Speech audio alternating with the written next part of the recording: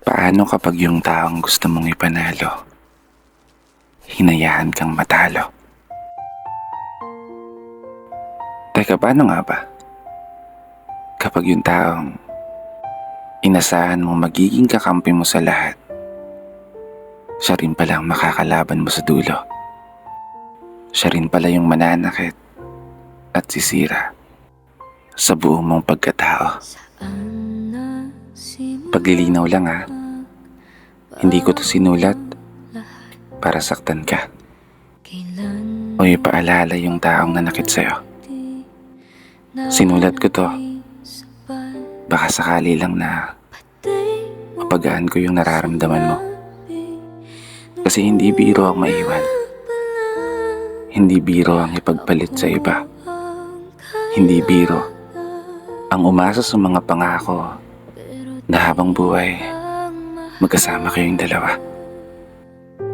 Kasi paano nga ba kapag yung taong minamahal mo ay hindi ka na kayang mahalin pabalik?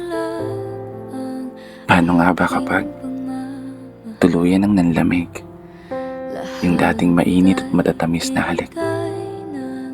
At mas masakit pa doon, yung bigla ka na lang ipagpalit. Paano ka nga ba makakabangon muli? Paano nga ba pahihilumin yung sugat kung sa tuwing ipinipikit ang mga mata ay palaging imahe mo pa rin ang siyang bumabalik?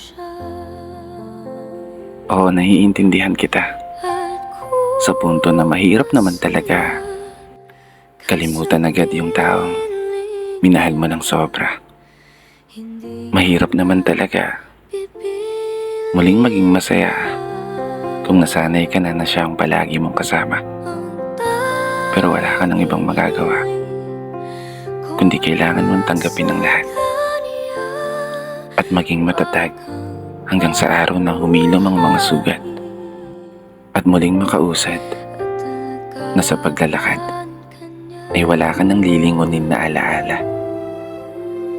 Magiging okay ka rin balang araw. Makakaya mo rin yan.